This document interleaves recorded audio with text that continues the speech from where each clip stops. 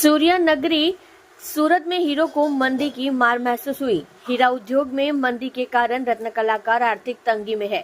सूरत में कई रत्न कलाकार आत्महत्या कर रहे हैं। डायमंड वर्कर्स रत्न कलाकार के साथ में विरोध करने उतर आए हैं। पहले हमें बताया आत्महत्या न करें नारे के साथ हेल्पलाइन नंबर की घोषणा की। 4 दिनों में 800 रत्न कलाकार के कॉल आए। 5 ज्वेलर्स आत्महत्या करने जा रहे थे।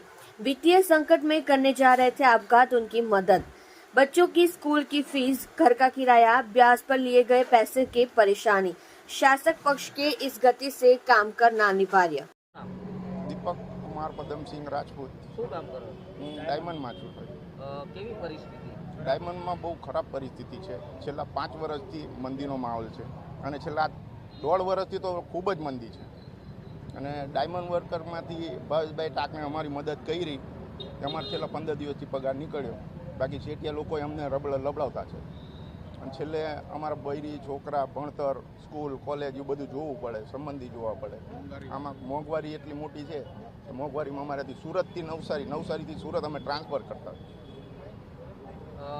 હાલ પરિવારની હાલત કેવી અને કેટલા સમયથી બેરોજગાર છો? હું છેલ્લા 2 વર્ષથી આવીને આવી પરિસ્થિતિ છે સાહેબ। હાલમાં 1.5 મહિનાથી 2 મહિનાથી 1.5 મહિનાની તો અંગૂર પકડ્યું નથી અમે હીરાનું।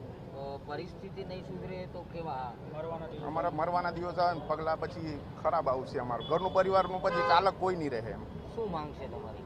અમારી એક જ માંગ છે કે ડાયમંડમાં મંદી છે હમણાં એ જે આવે સરકારની એક જ રિક્વેસ્ટ છે કે તમે બધી બાજુ ધ્યાન આપો છો કે ડાયમંડ વર્કરમાં કેમ નથી ધ્યાન આપતા?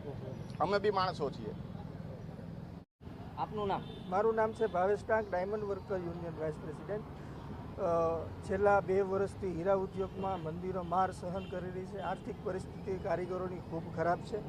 ત્યારે 2 દિવસ પહેલાં અમે એક હેલ્પલાઇન નંબર ચાલુ કર્યો હતો।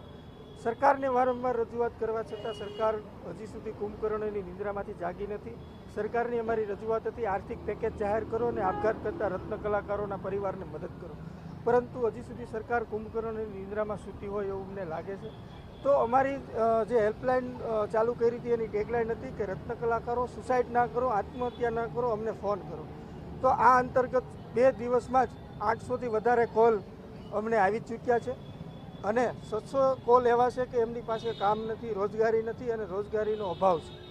અને બીજા કોલ એવા છે કે એ લોકોને ભાડા ભરવાની તકલીફ પડે છે, બાળકોની શિક્ષણ ફી ભરવાની તકલીફ પડે છે, મકાન માલિકની માનસિક ટોર્ચર છે, બેંકના હપ્તા ભરી ગયા છે। 5 કોલ એવા હતા જે આખરી ઉમ્મીદ એને મૂકી દીધી હતી અને છેલ્લા સ્ટેજ સુધી વયા ગયા હતા। એ 5 લોકોને અમે ઓફિસે બોલાવી અમારાથી જે પ્રયાસો થતા હતા એ પ્રયાસો કરી અમે મદદ કરી છે। તો તમારા માધ્યમથી આ ઇન્ડસ્ટ્રીયાલિસ્ટોને કહેવા માગું છું કે રત્ન કલાકારો સુસાઇડ ના કરો, અમને કોલ કરો, અમે તમારી મદદ કરીશું, જેથી કરી આપણે સુરતને ફરીથી ઝગમગતું કરી અને આવનારા દિવસોની અંદર ફરી આપણે ઇન્ડસ્ટ્રીઝમાં સુખ શાંતિ અને સમૃદ્ધિ જળવાઈ રહે। ઇન્ડસ્ટ્રીને પણ માલિકોને પણ વિનંતી કરવા માગું છું, તમારાથી થતી મદદ આ રત્ન કલાકારોને કરો। આજે ખરાબ સમય છે, રત્ન કલાકારોની તમારા મદદની જરૂર છે।